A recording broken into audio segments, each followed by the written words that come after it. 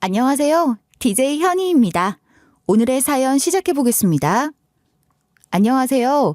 드라마보다 더 드라마 같은 인생을 살고 있는 30대 초반의 여자입니다. 부모님을 잃고 죽지 못해 살아온 25년. 하지만 지금은 누구나 부러워할 인생을 살고 있어요. 뒤늦게 찾아온 행복을 원 없이 누리라고 그동안 그렇게 힘들었나 싶을 정도로 참 고달픈 인생이었죠.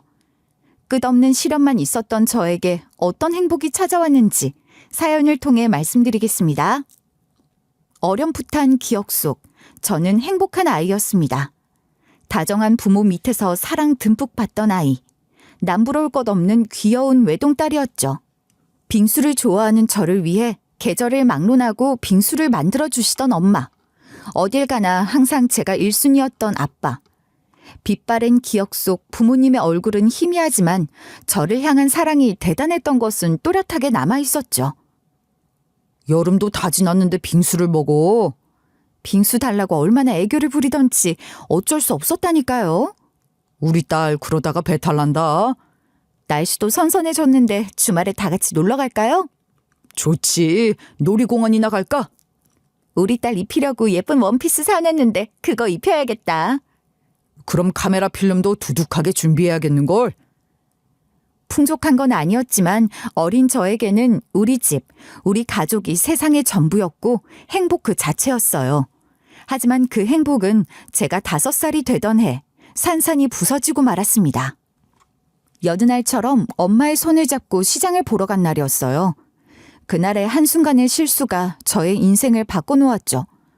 북적이는 인파 속에서 저는 떨어진 사탕을 주우려 엄마의 손을 놓는 실수를 범했고 다시 잡은 손은 우리 엄마의 손이 아니었어요. 손을 따라 올라간 시선엔 웬 낯선 아줌마가 서 있었고 당황한 저는 죄송하다는 외침과 함께 그 길로 앞으로 내달렸어요. 엄마를 잃어버린 순간이었죠. 얼마나 달렸을까? 인파가 한산해진 곳에 다다라서야 걸음을 멈췄고 엄마를 잃어버렸다는 사실에 불안감은 급속도로 밀려왔어요. 너무 무서운 나머지 엄마를 잃어버리면 그 자리에 가만히 서 있기 혹은 경찰서에 찾아가기 같이 부모님과 연습했던 대처 방법은 아무것도 생각나지 않았어요. 그냥 엄마를 부르짖으며 찾아 헤매는 것밖엔 할 수 있는 게 없었던 것 같아요. 그러나 5살짜리 아이에게 그 넓고 복잡한 시장은 마치 미로와 같았고 내가 어느 방향에서 왔는지 엄마와 어디서 헤어졌는지도 알 수 없었어요. 한참을 걷다가 골목 귀퉁이에 쭈그려 앉아 하염없이 울기만 했죠. 그렇게 시간이 흐르고 깜깜한 새벽, 한 아저씨가 울다 지쳐 쓰러진 저를 발견했고 근처 파출소에 저를 데려다 주었어요. 그런데 충격을 먹은 탓인지 너무 어렸던 탓인지 저는 제 이름조차 제대로 말하지 못하고 엄마 아빠라고만 울부짖을 뿐이었죠. 제가 가지고 있는 건 작은 가방 속 예쁜 원피스를 입고 홀로 찍은 사진 한 장이 전부. 부모에 대한 단서가 아무것도 없었던 저는 유기 추정 아동으로 분류되어 고아원으로 보내졌고 그렇게 저는 고아가 되었어요. 모든 것이 낯선 고아원. 저는 부모님이 꼭 저를 찾으러 올 거라고 믿었어요. 그러나 하루, 일주일, 한 해가 지나도 저를 찾는 이는 없었어요. 고작 6살 아이가 겪기엔 너무나 잔혹한 현실이었죠. 저는 늘 엄마 없는 애, 아빠 없는 애라는 별명을 달고 살아야 했고 사람들의 시선은 언제나 차가웠어요. 그리고 그런 시선들은 밝았던 저의 성격마저 고쳐놓았죠. 고아원 선생님들도 저를 조금은 특별하게 바라봤어요. 다른 아이들보다 지나치게 조용하고 어른스러웠거든요. 또래와 잘 어울리지도 못했고 늘 구석에 앉아 책을 읽거나 그림을 그리며 시간을 보냈어요. 가끔 아이들이 장난을 걸어와도 저는 피하기만 했어요. 마음을 내준 사람이 또 떠나갈까 봐 너무 무서웠거든요. 그러다 제가 7살이 되던 해 한 번의 입양 기회가 찾아왔어요. 진짜 엄마 아빠는 아니지만 이제 나에게도 가족이 생긴다는 생각에 가슴이 두근두근 뛰었죠. 더 이상 외롭지 않을 거라는 생각만으로도 기뻤던 것 같아요. 하지만 그 기쁨도 잠시. 저는 다시 고아원으로 돌아왔어요. 몇 달 지나지 않아 파양을 당했거든요. 쟤 좀 이상하지 않아? 괜히 데리고 온 것 같다는 생각이 드네. 당신도 그렇게 느꼈어? 7살이면 한참 애교도 많고 고집도 부릴 나이인데 쟤는 애 같지가 않아. 저번에는 내 구두도 닦아놨다니까. 다른 집 아이들은 뛰어와 안기고 그러던데. 애는 착해서 좋긴 한데 너무 어른스러운 게 흠이랄까. 가끔 소름이 돋는다니까요. 속내를 알 수 없으니 무슨 생각하는지도 모르겠고.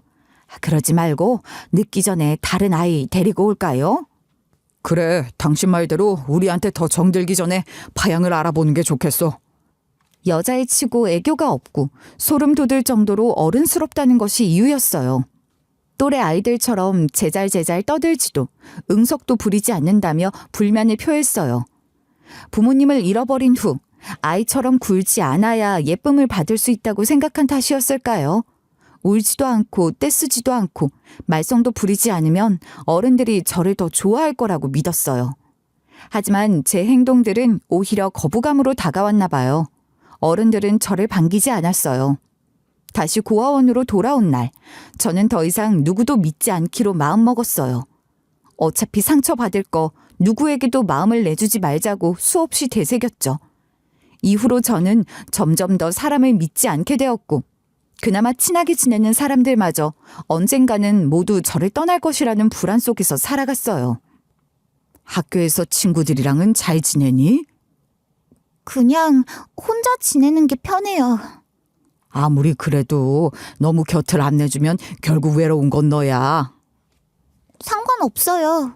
어차피 다 떠날 사람들인데 결국 상처받는 건 저라고요. 내년이면 너 여기서도 나가야 하는데 옆에 아무도 없으면 어쩌려고. 이거 봐요. 원장님도 결국 떠나잖아요. 떠나는 게 아니고 규칙이 그렇다는 거야. 원장님이 걱정돼서 그래. 걱정 안 하셔도 돼요. 어차피 혼자였는걸요. 그렇게 시간이 흘러 고아원에서 나가야 할 나이가 되었어요. 만 18세가 되면 퇴소를 해야만 했거든요. 갈 곳도 의지할 곳도 없던 저는 무작정 세상으로 나와야 했어요. 일자리를 구하기 위해 여기저기 다녔지만 쉽지 않았어요. 학력도 별 볼 일 없었고 특별한 기술도 없었거든요. 생산직 공장만이 저를 받아줬죠. 하지만 공장에서도 저는 외톨이였어요. 부모가 없다는 이유로 무시당했고 근로의 대가를 제대로 받지 못하는 날들도 있었어요. 관리자들은 고아라는 이유로 저를 함부로 대했고 임금을 덜 주더라도 어디 하소연할 곳이 없다는 걸 알고 있었죠.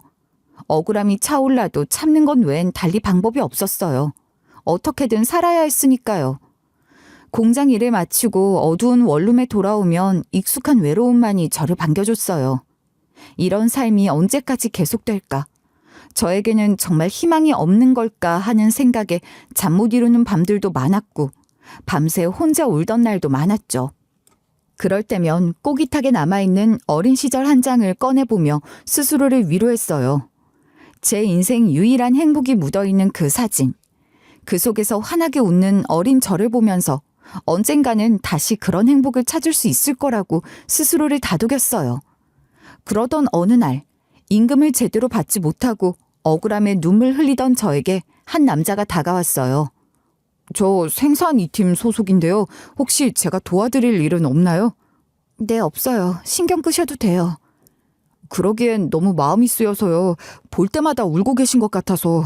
주변 얘기 들어보니까 공장에서 돈도 제대로 안 준 것 같다던데 맞아요? 사람들 참 남 이야기에 관심이 많네요. 됐으니까 신경 끄세요. 힘이 돼줄지는 모르겠지만 같이 목소리는 내줄 수 있어요. 의심스러웠어요. 누가 저 같은 사람을 도와주려 하겠어요. 분명 무슨 속셈이 있을 거라고 생각했죠. 제가 근로기준법도 찾아보고 무료 노무사 상담도 받아봤어요. 도와드리고 싶어서요. 소용없어요. 여기 사람들 다 저를 무시하거든요. 그때는 혼자였고 지금은 둘이잖아요. 제가 같이 있어 줄게요. 왜 저한테 잘해주세요? 그냥 혼자 너무 외로워 보이니까 괜히 같이 있고 싶고 그래요. 아무래도 제가 그쪽 좋아하나 봐요. 세상에 등 돌리고 살던 저에게 손을 내밀어준 사람이었죠. 믿음을 잃은 제 마음을 조금씩 열게 만든 사람이었어요.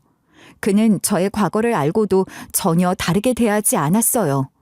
고아라는 것이 창피한 일도 숨겨야 할 일도 아니라고 말해주었죠. 저에게 처음으로 마음을 연 사람이었어요. 밀린 임금 문제를 해결하는데도 정말 많은 도움을 줬어요. 저와는 다르게 사교성이 좋아 공장에 오래 다닌다는 분들과도 친하게 지냈던 사람이었거든요. 처음에는 조심스러웠어요. 또 떠날까봐 무서웠거든요. 하지만 그는 계속 저 곁에 있어 주었어요. 외로울 때마다 함께 있어주고 항상 제 일에 먼저 나서서 싸워주는 사람이었어요. 서서히 제 마음도 열리면서 저희는 사랑하는 사이가 되었죠. 그와 함께 있으면 세상이 조금씩 밝아지는 것 같았어요. 가족이 있다는 건 무슨 느낌일까? 우리 결혼하자. 너에게 진짜 가족이 되어주고 싶어. 알잖아. 난 평생 혼자였고 내게 가족이라는 건 아주 희미해. 그래서 내가 잘할 수 있을지 모르겠어. 가족이 뭐 별거야. 잘하고 못할 게 뭐가 있어. 그냥 서로 사랑하고 아껴주면서 살면 그게 가족이지. 당신 평생 나 안 떠날 자신 있어? 당연하지. 내가 세상에서 당신을 제일 사랑하는데 떠나긴 어딜 떠나. 걱정하지 마. 평생 옆에 있어줄게. 결혼하자. 제게 가족이 되어주고 싶다는 말에 이른 나이지만 결혼을 결심했어요. 둘이 함께라면 세상이 저를 아무리 괴롭혀도 괜찮을 것 같았어요. 처음으로 제 편이 생긴 기분이었거든요. 결혼식은 소박했지만 저에게는 세상에서 가장 행복한 날이었어요. 진짜 가족이 생겼다는 생각에, 이제 혼자가 아니라는 생각에 눈물이 날 정도로 기뻤죠. 하지만 시댁은 달랐어요. 고아라는 이유 하나로 저를 대놓고 무시했고, 시어머니는 아들 뺏어간 년이라며 저를 못마땅해 했어요. 첫인사를 드리러 갔을 때부터 시어머니의 시선은 차가웠어요. 부모도 없는 애가 시집을 와? 출신도 모르는 애는 며느리로 안 삼는다. 그런 말씀 하지 마세요. 과거가 뭐가 중요해요. 당연히 중요하지. 얘 부모가 어디서 뭐하는 사람인지도 모르는데 어딜 집에 들여? 저는 그런 거 하나도 안 중요하고요. 우리 서로 사랑해요. 계속 그렇게 상처 주면 저 어머니 안 봐요. 그렇게 아세요. 이거 봐. 내 아들을 어떻게 구워 삶았길래 이런 얘기를 하게 해. 남편은 안 보고 살면 그만이라고 엄마한테 스트레스 받지 말라며 제 편을 들어줬지만 제 생각은 달랐어요. 잘 보이고 싶었거든요. 부모님에 대한 갈망 때문일까요? 시어머니도 어머니라고 사랑받고 싶었던 것 같아요. 어떤 쓴소리를 들어도 참고 또 참으며 어머님의 며느리가 되려 노력했어요. 제가 노력하면 언젠가는 저를 받아주실 거라고 생각했어요. 그러던 어느 날이었어요. 평소처럼 집에서 살림을 정리하고 있는데 시어머니가 전화를 걸어오셨어요. 목소리부터 묘하게 들떠있는 게 느껴졌죠. 예, 나랑 점 좀 보러 가자. 점이요? 점 보고 싶으세요? 내 점 말고 너랑 아들 점 좀 보려고 한다. 왜? 옆 동네에 점집이 새로 생겼는데 아주 용하다더라. 예약을 해야 한다던데 제일 빠른 날로 네가 예약 좀 하렴. 네, 어머님 알겠어요. 제가 전화해 볼게요. 괜히 내 아들한테 말 꺼내지 말고 조용히 갔다 오자. 알겠니? 갑작스러운 제안이었지만 거절할 수 없었어요. 특유의 단호한 말투에는 여지가 없었거든요. 그날 이후 며칠 동안 어머님은 예약은 했냐며, 언제냐며, 가장 빠른 날로 해야 한다며 몇 번이나 전화를 하셨습니다.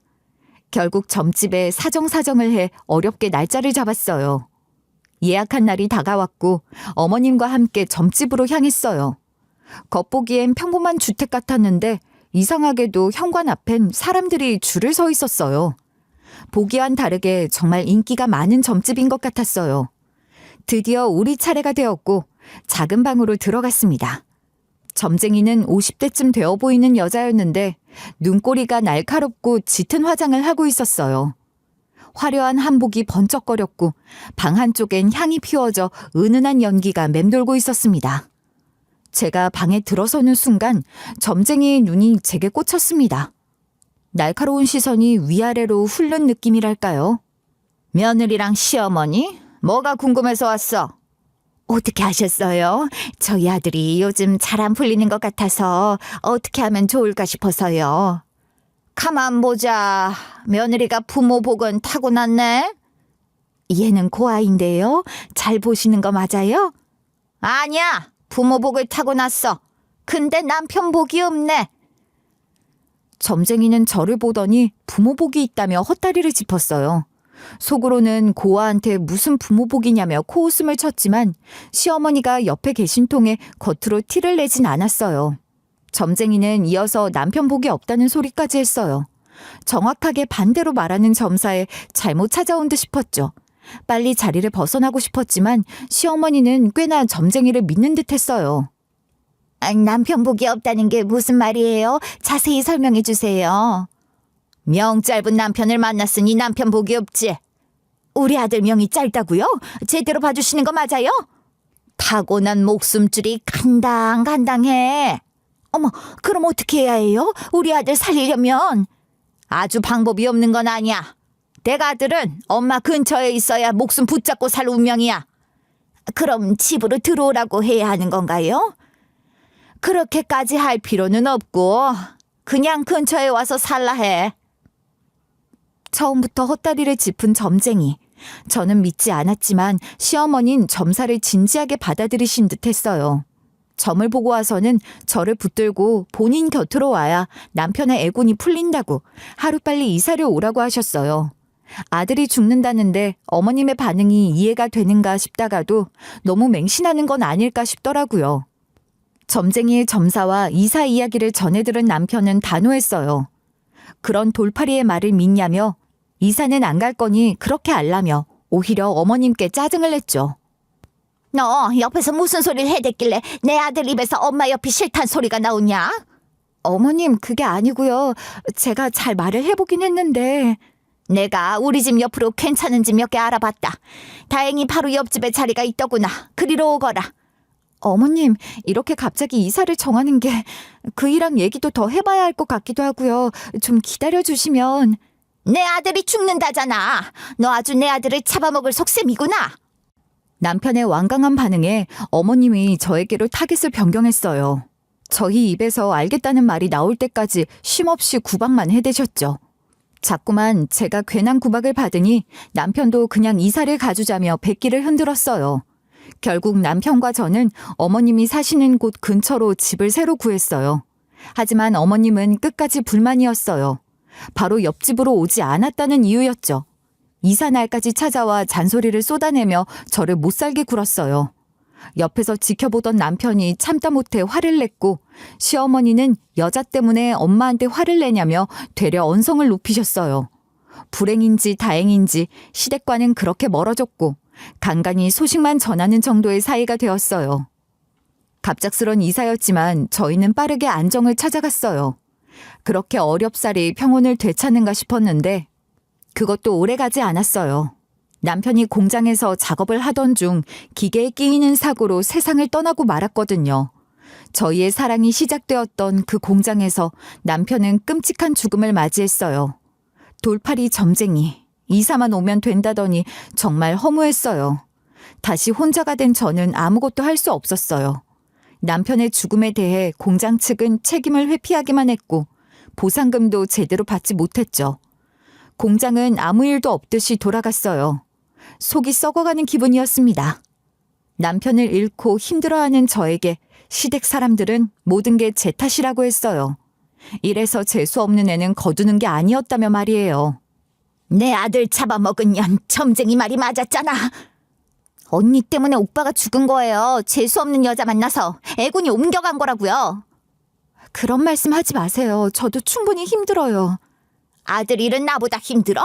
지금 누구 앞에서 그런 소리가 나와? 앞으로는 더 이상 우리 앞에 얼씬거리지 말고 당장 꺼져. 남편 잡아먹은 년이라는 소리를 들으며 시댁 식구와도 이별을 맞이했어요. 갑작스런 이사로 남편이 받은 빚은 고스란히 저에게도 돌아왔고 저는 순식간에 모든 것을 잃었어요. 가족도 집도 희망도 잃은 채 거리로 내몰렸죠. 남편의 참담한 죽음이라도 풀어주고 싶은 마음에 남편이 일했던 공장 앞에서 피켓을 들고 홀로 시위를 하기도 했어요. 하지만 역시나 세상은 무심했죠. 저를 지나치는 이들 중 단 한 명도 저에게 말을 걸지 않았고 공장 경비원은 저를 볼 때면 내쫓기 일쑤였어요. 가끔 동정어린 시선을 보내는 사람들은 있었지만 그뿐이었죠. 그러던 어느 날 피켓을 세워두고 노숙을 하던 날이었어요. 아가씨, 추운데 여기서 뭐하고 있어요? 어머, 손 차가운 것 봐. 이 피켓에 써 있는 거 진짜예요? 여기서 이런 일이 있었어요? 일단 그러지 말고 우리 같이 몸 좀 녹일까요? 이런 추운 날씨에 밖에서 일하면 안 돼요. 사정이 딱하네. 우리가 도와줄게요. 업무차 공장에 방문한 사람들, 처음 보는 사람들이었지만 오랜만에 느껴지는 따뜻함에 갑자기 눈물이 쏟아져 나왔어요. 그동안 참고 있던 모든 감정들이 한꺼번에 터져나오는 것 같았어요. 복잡한 감정들이 눈물과 함께 흘러나왔죠. 펑펑 울어대는 탓에 당황하셨는지 사모님은 꽁꽁 언 손을 만져주시며 몸이 너무 차다며 함께 집으로 같이 가자고 하셨어요.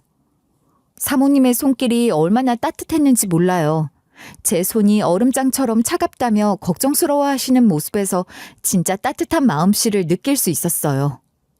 처음 보는 사람들의 다정한 친절, 불신이 가득했지만 어차피 살아도 사는 게 아닌 인생, 그냥 믿어보자 했어요. 어차피 더 나빠질 것도 없는 상황이었고 이런 추위 속에서 하룻밤만 더 지내면 정말 죽을 수도 있겠다는 생각이 들었거든요.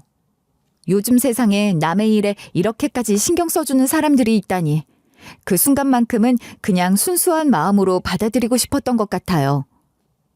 그렇게 회장님 내외의 고급 세단을 타고 두 분의 집으로 향했어요. 차를 타고 가면서도 계속 눈물이 났어요. 그동안 억눌렀던 감정들이 이제야 터져나오는 것 같았어요. 사모님께선 조용히 제 어깨를 토닥여 주시며 아무 말씀도 하지 않으셨어요. 그 침묵 속에서 오히려 더 큰 위로를 느낄 수 있었어요. 고급 주택가에 도착했고 그 중에서 가장 따뜻해 보이는 집이 회장님 댁이었어요. 큰 철문을 지나 넓은 정원이 있는 2층 집이었는데 집 전체에서 따뜻한 빛이 새어나오고 있었어요. 마치 동화 속에 나오는 집 같다는 생각이 들었죠. 집안은 고급스러우면서도 아늑한 분위기가 가득했어요. 가구 하나하나가 정성스럽게 배치되어 있었고 곳곳에 놓인 소품들에서 집주인의 따뜻한 성품을 느낄 수 있었어요. 사모님은 담요와 따뜻한 차 한 잔을 내어주시며 제 이야기를 마저 들어주셨어요. 사모님이 직접 끓여주신 차는 꿀처럼 달콤했고 몸속 깊은 곳까지 따뜻하게 데워주는 것 같았죠. 두 분은 제 이야기를 끝까지 들어주셨어요. 중간에 끼어들거나 조언하지 않으시고 그저 조용히 경청해 주시는 모습에서 진정한 어른의 품격을 느낄 수 있었어요. 제 이야기를 모두 들으신 사모님은 젊은 나이에 안 좋은 일만 겪었다며 안타까워하셨어요. 그러면서 이제는 좋은 일만 생길 거라며 희망적인 말씀도 해주셨죠. 그런 말들이 그냥 위로의 말일 뿐이라는 걸 알면서도 그 순간만큼은 정말 그럴 수 있을 것 같다는 생각이 들었어요. 젊은 나이에 안 좋은 일은 다 겪었네. 이젠 익숙해요. 그래도 오랜만에 누군가한테 다 털어놓으니 속은 시원하네요. 이야기 들어주셔서 감사해요. 갈 데는 있어요?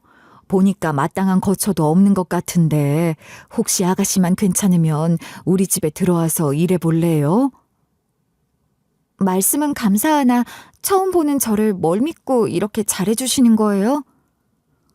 워낙 사람의 불신이 많은 탓에 왜 저 같은 사람을 집에 들이려 하는 거냐 물었어요. 이유는 딱히 없다고 하셨어요. 그저 마음이 간다는 게 전부였죠. 그러면서 자식이 없어서 늘 아쉬웠는데 저를 보니 딸 같은 마음이 든다고 하셨어요. 그 말을 들으니 의심이 조금씩 사라지기 시작했어요. 두 분의 눈빛에서 진심을 느낄 수 있었거든요. 따뜻한 방에서 따뜻한 밥을 먹으며 일할 수 있다는 사실만으로 참 감사한 일이었어요. 크게 어려운 일은 없었고 청소와 빨래, 간단한 요리 정도가 저의 주된 업무였어요. 사모님께 몇 번이고 감사의 마음을 전했던 것 같아요. 그때마다 사모님은 고마워할 필요 없다며 서로 도움이 되는 일이라고 하셨어요. 그러면서 이제부터 가족이라고 생각하고 편하게 지내라고 하셨죠. 회장님 내외는 참 친절한 분들이셨어요. 밑에서 일하는 사람이라고도 하대하지도 무시하지도 않았어요. 오히려 저를 한 명의 인격체로 대우해 주시며 존중해 주셨죠.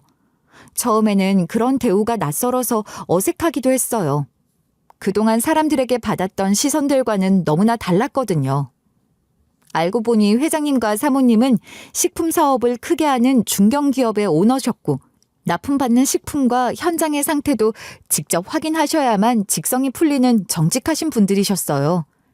직원들을 대하는 태도를 보니 왜 사업이 성공했는지 알 수 있었어요. 사람을 먼저 생각하는 마음씨가 남달랐거든요. 사모님은 입주 도우미 중 특히 저를 예뻐하셨는데 종종 제 손을 잡으시고는 잃어버린 딸과 많이 닮았다는 말씀을 하셨어요. 볼 때마다 느끼는 건데 우리 딸과 많이 닮은 것 같아.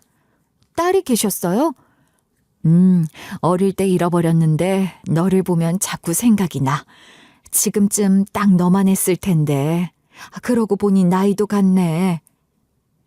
그래서 그런지 너를 보면 딸 같아서 더 예뻐. 사모님의 목소리에는 깊은 슬픔이 묻어 있었어요. 잃어버린 딸에 대한 그리움이 얼마나 큰지 짐작할 수 있었죠. 저 역시 부모님에 대한 그리움을 안고 살아왔기에 그 마음을 조금이나마 이해할 수 있었어요. 같은 상처를 가진 사람끼리만 느낄 수 있는 공감대가 있었던 것 같아요. 그래서 저를 유독 아껴주시나 싶었어요. 딸 같아서 말이에요. 그럴 때면 저도 문득 생각했죠. 정말 사모님이 우리 엄마였으면 좋겠다고요. 부모님을 잃어버린 지 25년이 지났지만 여전히 그 품이 그리웠으니까요. 무엇보다 사모님이 보여주시는 온기와 다정함이 제 기억 속 엄마의 모습과 너무 닮아 있었어요. 자세하게 기억나진 않지만 마음속에 남아있는 엄마의 모습과 많이 겹쳐 있었죠. 그러던 어느 날 청소를 하던 중 우연히 열려있던 사모님의 금고를 발견하게 되었어요. 평소에는 단단히 잠겨 있었던 문이 어쩐 일인지 열려 있었고 닫으려고 다가간 순간 사진 한 장이 눈에 들어왔어요. 사진 속에는 젊은 시절의 사모님과 어린 여자아이가 함께 웃고 있었어요. 누가 봐도 엄마와 딸임을 알 수 있었죠. 그런데 사진 속 그 아이 너무나 익숙한 얼굴이었어요. 맞은편 거울 속에 비친 제 얼굴과 참 많이 닮아 있었거든요. 당장 방으로 달려가 평생을 간직해온 사진을 꺼냈어요. 제가 가진 유일한 어린 시절의 흔적, 사모님 금고에서 발견한 사진 속 여자아이와 같은 옷을 입고 있었어요. 같은 날, 같은 장소에서 찍은 사진임이 분명했죠. 한 장은 엄마와 함께, 한 장은 혼자서 찍은 것이었어요. 옷의 디테일까지 완전히 일치했어요. 원피스에 달려있는 리본 장식, 심지어 신발까지 똑같았어요. 배경 속 풍경도 동일했고 찍힌 각도나 조명까지 같은 시간대임을 알 수 있었죠. 이런 우연이 가능할까 싶을 정도로 정확한 일치였어요. 머리가 하얘졌습니다. 손끝까지 떨려오고 다리에 힘이 풀려 그대로 주저앉고 말았죠. 사진을 두 손에 꼭 쥔 채 숨을 고르려고 애썼지만 오래된 퍼즐 조각이 하나씩 맞춰지는 듯한 감각이 너무나 벅차고 혼란스러웠습니다. 그동안 애타게 찾았던 가족이 믿을 수 없게도 제 곁에 있었다는 사실을 감당하기 어려웠어요. 25년 동안 헤매며 찾았던 부모님이 바로 옆에 계셨다는 게 꿈같이 느껴졌어요. 정신이 몽롱하고 혼란스러웠죠. 결국 저는 정신을 잃고 쓰러졌고 눈을 떴을 때 저는 안방 침대 위에 누워 있었어요. 그곳은 제가 평소 머물던 방이 아닌 사모님과 회장님의 침실이었죠. 옆에는 눈가가 젖어 있는 사모님이 두 장의 사진을 손에 들고 저를 내려다보고 계셨습니다. 목소리는 떨리고 있었지만 눈빛에는 수많은 감정이 뒤섞여 있었죠. 기대와 두려움, 그리고 말로 표현할 수 없는 간절함이 그 눈빛에 담겨 있었어요. 사모님은 조심스러운 목소리로 제게 물었어요.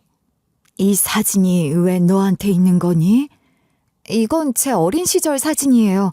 제가 가지고 있는 어린 시절 유일한 흔적이에요. 이게 너의 사진이라고? 네, 부모님을 잃어버리기 전에 찍었던 사진이에요. 사모님의 금고에 있던 그 사진은 뭐예요? 사모님은 대답 대신 저를 꼭 안아주셨어요. 그때 알 수 있었어요. 엄마의 품이라는 것을 말이에요.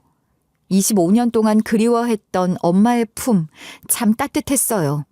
그렇게 25년 만에 저희는 서로를 찾았어요. 소식을 듣고 달려온 회장님, 저의 아버지도 저를 꼭 끌어안아 주셨어요. 그리고는 아빠가 정말 미안했다며 많이 보고 싶었다고 말씀하셨어요. 네가 우리 딸이었어. 아빠가 미안하다. 널 곁에 두고도 알아보지 못했어. 아니에요. 이제라도 찾았으니 다행이죠. 정말 많이 보고 싶었어요. 그동안 어디 있었던 거야? 우리가 얼마나 찾았는지 몰라. 이렇게 멋지게 만나려고 그동안 헤맨 건가 봐요. 약속할게. 이제 더 이상 널 슬프게 하지 않을게. 그동안 못했던 부모 노릇 100배로 해줄게. 이리 와 우리 딸 한 번 더 안아보자. 아버지의 품도 어머니의 품만큼이나 따뜻했어요. 넓은 가슴에 안겨서야 아버지라는 존재가 얼마나 든든한지 알 수 있었어요. 그동안 혼자서 모든 것을 감당해야 했던 제게는 더없이 소중한 순간이었죠. 부모님은 시장에서 저를 잃어버린 이후 전국을 돌며 저를 찾아 헤매셨다고 했어요. 그러나 저를 잃어버린 시대는 지금과 달랐다고 하셨어요. CCTV도 부족하고 실시간 신고체계도 만무했죠. 전단지를 붙여도 장난 전화만 수백 통이었다고 해요. 부모님은 직접 저를 찾아 나섰지만 전국적인 연계 수사도 미비했던 탓에 저를 찾을 수 없었고 그렇게 25년이라는 시간이 흘렀다고 하셨어요. 하필이면 한 차례 입양 후 이름까지 바뀐 탓에 서로를 찾기가 더욱 힘들었지 않았을까 싶어요. 부모님의 이야기를 들으니 제가 얼마나 많은 사랑을 받고 있었는지 알 수 있었어요. 저를 포기하지 않고 끝까지 찾으려고 노력해 주신 그 마음이 얼마나 고마운지 몰라요.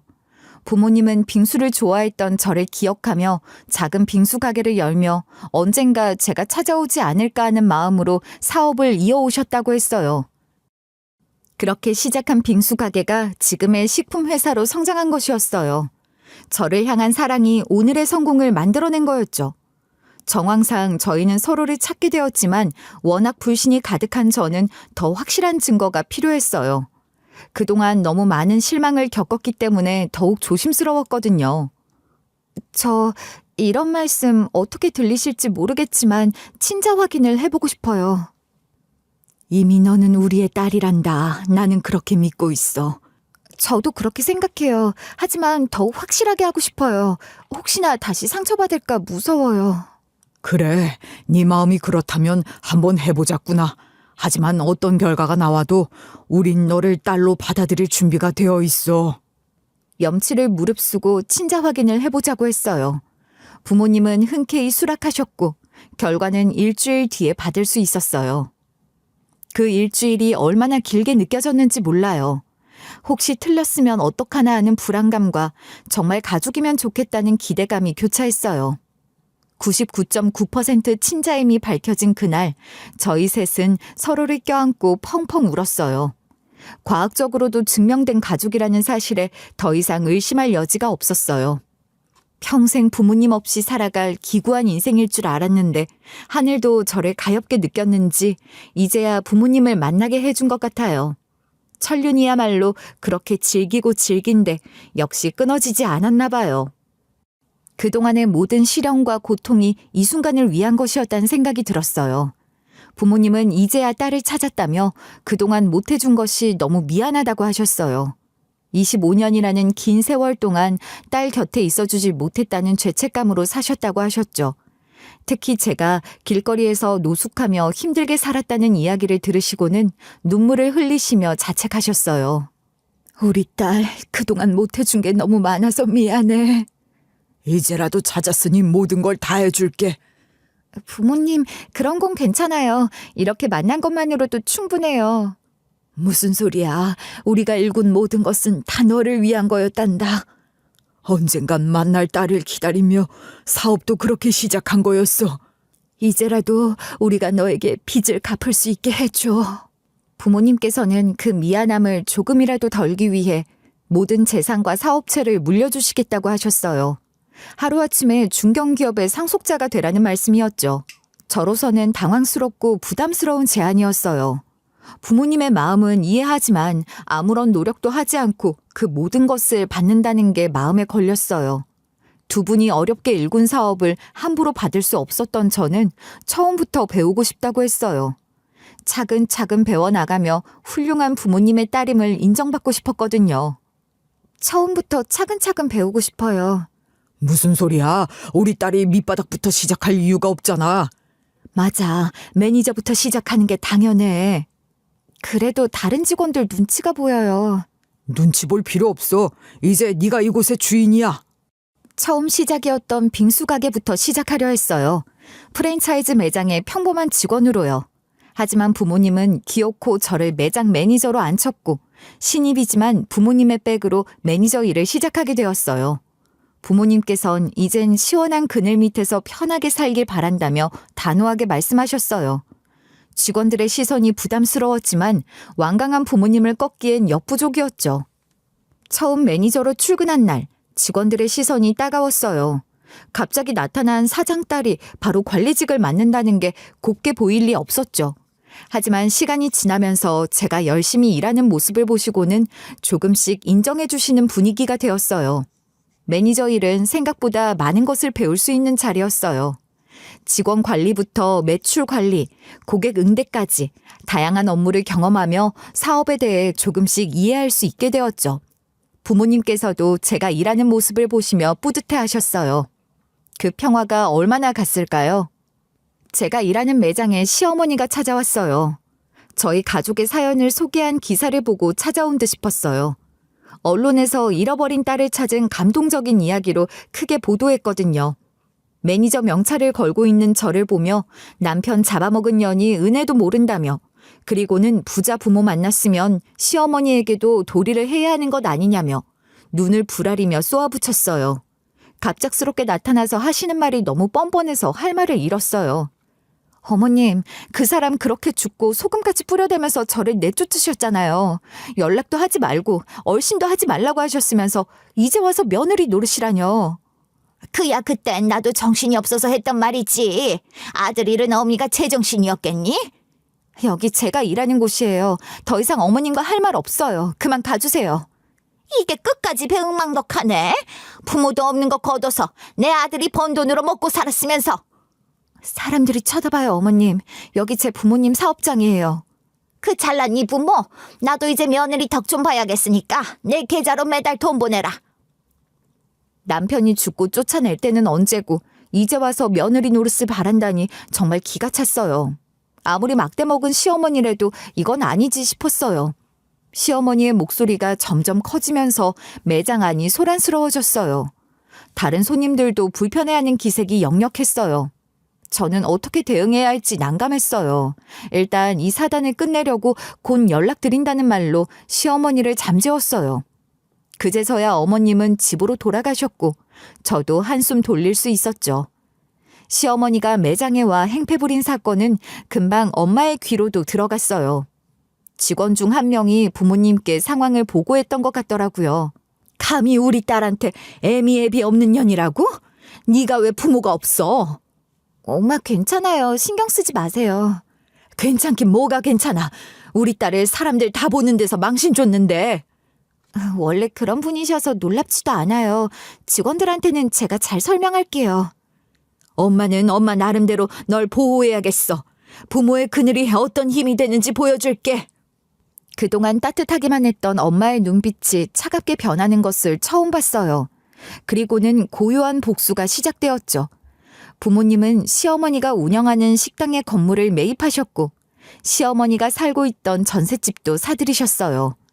시누이의 신혼집도 예외는 아니었어요. 그리고 모든 명의를 제 이름으로 돌려주셨어요. 네 시어머니 식당 건물이랑 전셋집 샀다. 곧 결혼하는 시누이도 전세 계약했더라. 그 집도 샀어. 네? 갑자기 그것들을 왜 사들이신 거예요? 다 네 이름으로 돌려뒀으니까 이제 네가 하고 싶은 대로 해. 아무리 그래도 한두 푼이 아니었을 텐데. 너를 위해 쓰는 돈은 하나도 아깝지가 않아. 그리고 그 정도는 얼마든지 해줄 수 있어. 우리 딸 괴롭힌 대가는 받아야지.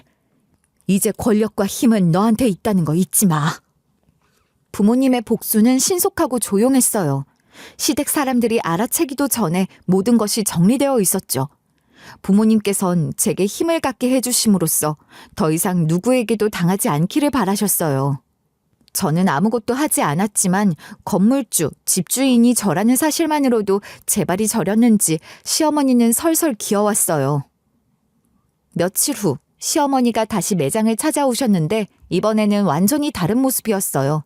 며칠 사이 완전히 초췌해진 모습이었죠. 제발 부탁이야. 이곳이 아니면 갈 데가 없어. 어머니, 그때 저한테 하신 말씀 기억하세요? 내가 잘못했어. 정말 잘못했다고. 애미애비 없는 년이라고 하신 부분 사과하세요. 그때는 내가 정신이 나갔었어. 제발 용서해줘. 이렇게 쉽게 사과하실 걸 왜 그러셨어요? 미안하다 정말. 다 내 잘못이야. 다시 널 찾아오지 않을게. 어머님은 이곳이 아니면 갈 데가 없다며 제 손을 붙잡고 싹싹 빌었어요. 시누이 신혼집에도 제발 아무것도 하지 말아달라고 빌고 또 빌었어요. 어쩌면 당장 내쫓는 것보다 손에 쥐고 있는 게 더 무서운 복수라는 생각이 들었어요. 돈이라는 게 이런 것이구나 하는 생각이 들었어요. 직접적인 행동을 하지 않아도 상대방을 압박할 수 있는 무언의 힘은 돈에서 나오는 것 같았어요. 부모님의 대리 복수는 끝나지 않았어요. 제 남편의 죽음을 모른 척하던 그 제조 공장도 타깃이 되었어요. 그 공장은 부모님의 회사에 식료품을 납품하던 공장이었고 그동안에도 여러 문제가 있었다고 해요. 부모님은 회사 차원에서 공장에 대한 감사와 조사를 시작했고 얼마 지나지 않아 많은 문제점들이 수면 위로 떠올랐어요. 숨겨져 있던 불법 행위들이 하나 둘 드러났죠. 그 공장 조사해보니까 문제가 한두 개가 아니야. 너도 일한 적 있었다고 했지? 직원들 임금 체불은 물론 탈세까지 하고 있었어. 힘없는 직원들은 불합리하게 대우했어요. 그중에 저도 포함이었고요. 그것뿐만이 아니야. 불법으로 다시 하청을 주기도 하고 원가 절감을 위해 재료 배합도 마음대로 바꾼 이력도 있었어. 이건 단순한 문제가 아니야. 우리 회사에도 안 좋은 영향을 끼칠 수 있어. 사실을 알게 된 부모님은 이를 공론화했고 근로자 사망 사건까지 묻으려 했다는 것까지 밝혀지며 공장은 큰 타격을 입었어요. 공장 사장이 부모님께 찾아와 용서를 구했지만 부모님의 마음은 돌이킬 수 없었어요. 회장님, 이건 좀 심하신 것 아닙니까? 한 번만 봐주십시오. 심한 건 당신이지. 힘없는 직원들 괴롭히고 위험 상황을 방치해 우리 사위를 죽게 만든 것도 다 당신이잖아. 그건 그냥 사고였어요. 어쩔 수 없었다고요. 우리 사위가 끼어 죽은 그 기계. 사고 며칠 전부터 문제가 있다고 보고받았다며. 그때 점검만 잘했어도 사고는 안 났을 거야. 저희도 억울합니다. 이렇게까지 하실 필요는 없잖아요. 제발 한 번만 살려주세요. 억울한 건 우리 딸이야. 남편 잃고 거리로 내몰린 우리 딸. 곧 법정에서 보게 될 거니 그렇게 아시게. 공장은 결국 문을 닫을 수밖에 없었어요. 한번 신뢰를 잃으면 다시 회복하기가 얼마나 어려운지 그들은 뼈저리게 느꼈을 겁니다. 저희 회사뿐 아니라 그들과 거래하던 다른 업체들도 하나둘씩 계약을 끊었고 새로운 거래처를 찾으려고 해도 소문이 이미 퍼진 뒤였죠. 아무도 그 공장과는 다시 일하고 싶어 하지 않아 했죠. 그리고 얼마 지나지 않아 사장은 중대재해처벌법 위반 혐의로 법정에 서게 되었어요. 뉴스와 신문에 이름이 오르내리는 모습을 보며 저는 그제야 모든 것이 끝났다는 실감을 했습니다. 법정에 선 사장의 모습은 더 이상 옛날 같지 않았어요. 초췌하고 초라했죠. 지금 와서 생각해보니 그 언젠가 시어머니랑 갔던 점집, 그 점쟁이의 말은 틀린 게 없었어요. 처음에는 엉터리라고 생각했지만 시간이 지나고 보니 모든 점사가 정확히 맞아떨어졌더라고요. 저는 정말 남편의 명은 짧았고 부모 복은 좋았죠. 25년 만에 만난 부모님 덕에 저는 새 삶을 살고 있어요. 부모 복을 타고난 고아. 결국 언젠가는 진짜 부모님을 만나게 될 운명이었던 거죠. 건물주가 된 저를 대하는 시어머니의 태도는 180도 달라졌어요. 식당 문을 열 때마다 눈치를 보고 가끔 제가 건물관리차 들릴 때면 고개도 들지 못하고 숨기 바빠요. 예전에 저를 무시하고 함부로 대하던 모습은 온데간데 없고 혹여 무슨 트집이라도 잡힐까 위축된 모습이에요. 오랜만이네. 오늘은 어쩐 일로? 위층 가게에서 물이 샌다고 해서 확인차 들렀어요. 그래? 우리 가게에 볼 일이 있는 건 아니지? 어머님 보러 온 거 아니니까 걱정하지 마시고 일 보세요. 그래. 참, 고마워. 이번에도 월세 동결해줘서. 어머님이 좋아서 동결한 건 아니에요. 오해하지는 마세요. 고마워. 나도 그렇고 네 시누이 사정도 봐줘서 내 평생 사줘야 하는 마음으로 살게. 네, 그러세요. 그리고 먼저 간 그 사람한테도 미안한 마음으로 사셨으면 좋겠어요. 어쩌다 마주치게 되는 날이면 안절부절 못하는 모습에 마음이 썩 좋진 않지만 그냥 이대로 즐기려고 해요. 그냥 일반적인 건물주와 임차인의 관계로요. 매번 이런 모습을 볼 때마다 권력이라는 것이 얼마나 무서운 것인지 새삼 느꼈어요. 사람의 태도를 이렇게까지 바꿀 수 있다니 말이에요.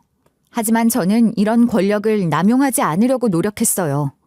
중대재해처벌법으로 재판에 넘겨진 공장 사장도 결국 징역살이를 하게 되었어요. 남편의 사고와 더불어 수년간 안전조치 의무를 위반한 사실이 여러 차례 적발되었고 사장의 명확한 과실이 확인되었죠. 거기에 근로자들이 제기한 위반 사항들과 거래처에서 제기한 민사소송들까지 더해져 사장은 저 바닥 밑으로 떨어졌어요.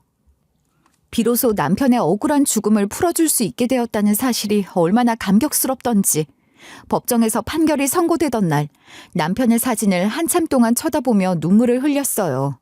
그리고 사진 속 웃고 있는 남편에게 말했죠. 이젠 나 걱정하지 말고 그곳에서 편히 쉬라고. 나중에 다시 만나는 날 수고했다고 꼭 끌어안아만 달라고 말이에요. 공장 사장이 법의 심판을 받는 모습을 보며 정의가 늦었지만 결국 실현되었다는 생각이 들었어요. 혼자였다면 절대 할 수 없었을 일이었지만 부모님의 도움으로 가능했던 일이었죠. 제 사연을 들은 많은 이들이 저에게 진심 어린 위로를 건네왔고 그렇게 저는 조금씩 천천히 상처 위에 새로운 삶을 쌓아갔어요. 언론에 보도된 후로 많은 분들이 저에게 관심을 보여주셨어요.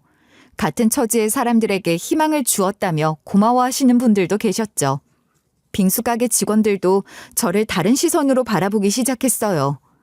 처음에는 사장 딸이라는 이유로 곱지 않은 시선을 보냈던 분들도 이제는 제 편에서 응원을 해주시기도 해요. 물론 저도 많이 바뀌었어요. 외롭고 우울한 모습은 이제 저에게서 찾아볼 수 없어요.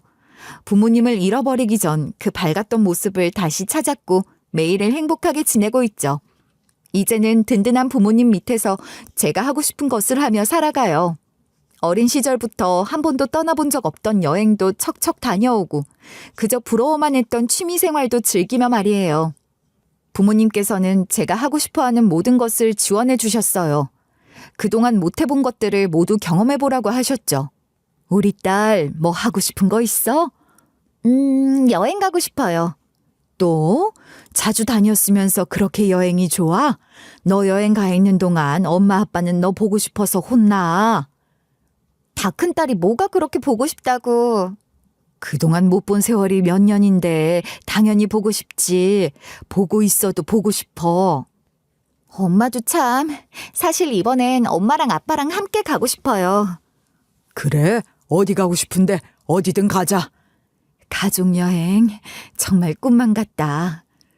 그동안 못했던 거 우리 다 해봐요. 가족여행도 가고 가족 사진도 찍고 가족 회식도 자주 하는 거 어때요?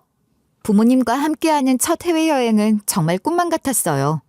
유럽의 아름다운 도시들을 돌아보며 가족 사진을 찍고 맛있는 음식을 함께 나누는 시간들이 얼마나 소중했는지 몰라요.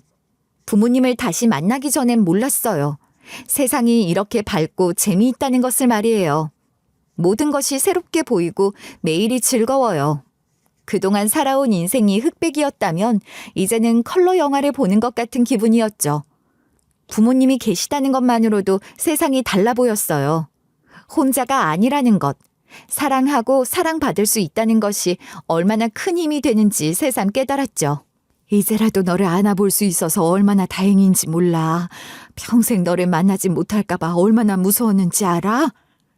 네 엄마는 잊을만 하면 시장에서 네 손을 놓치는 꿈을 꿨어. 그리고는 몇 날 며칠을 울었지.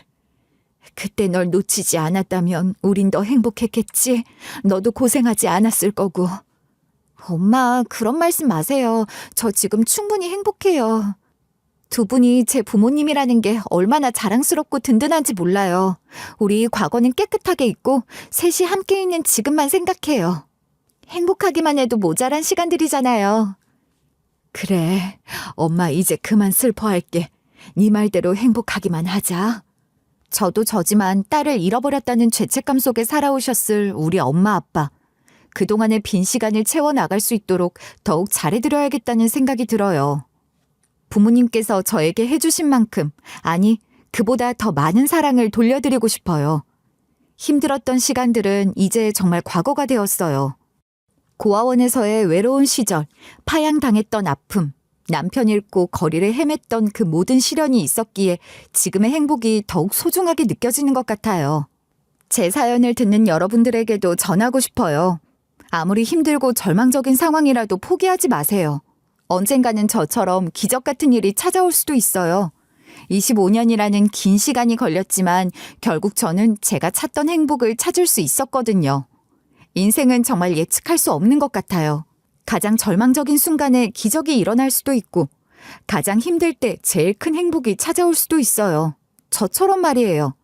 그러니까 지금 힘들어하고 계신 분들도 꼭 희망을 잃지 마세요.